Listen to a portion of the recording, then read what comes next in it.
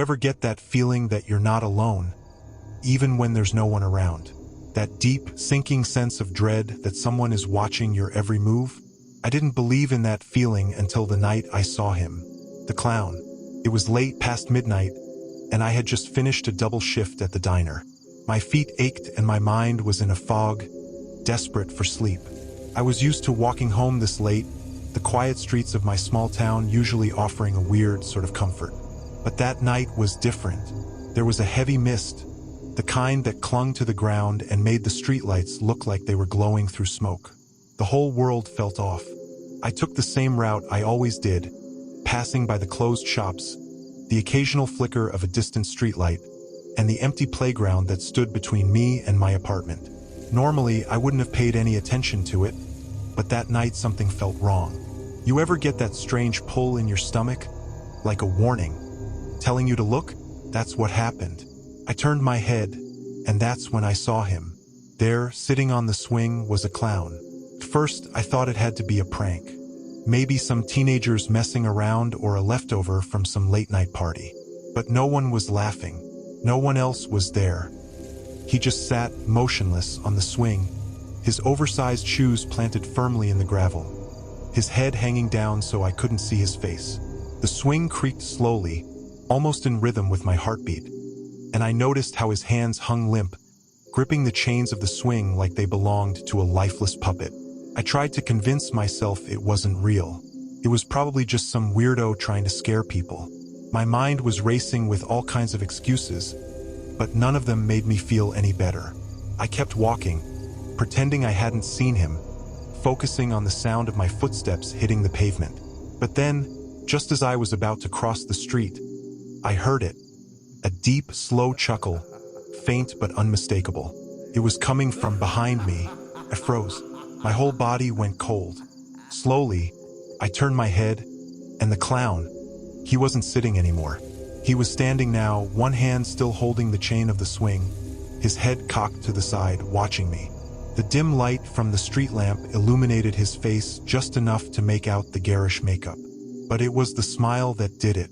That painted-on grin, stretched wide across his pale face, and the eyes, hollow and dark, like they didn't belong to a person.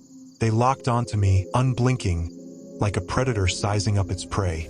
I tried to tell myself to stay calm, to keep walking, but I couldn't shake the feeling that something was very, very wrong. I wasn't dealing with some harmless prank. I knew, deep down, that if I didn't get out of there fast, something bad was going to happen. I quickened my pace, heart pounding in my chest. My apartment was only a few blocks away, but it felt like the distance between me and safety had stretched out, the street growing longer and longer the more I walked.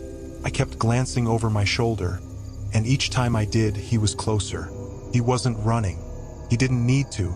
His slow, deliberate steps closed the gap like a nightmare you can't wake up from. By the time I reached my building, I was nearly sprinting. I fumbled for my keys, my hands shaking uncontrollably. Every second felt like an eternity as I struggled to unlock the door.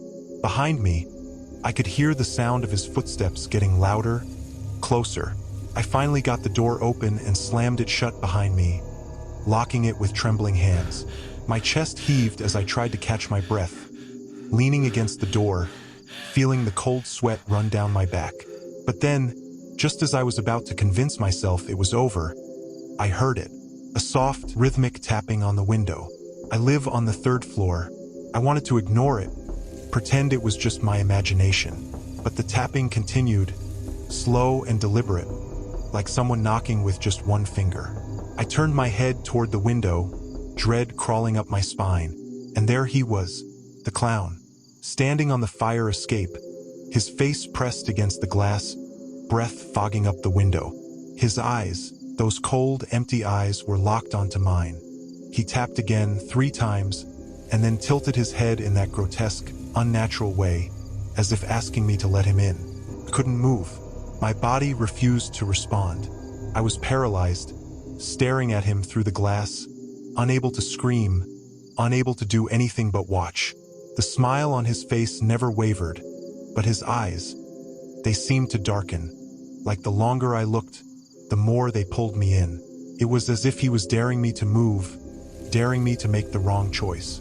Then, slowly, he lifted one hand, dragging his fingers across the glass, leaving a trail of condensation behind. The sound it made, like nails on a chalkboard, sent a shiver down my spine. And then, just as suddenly as he had appeared, he was gone.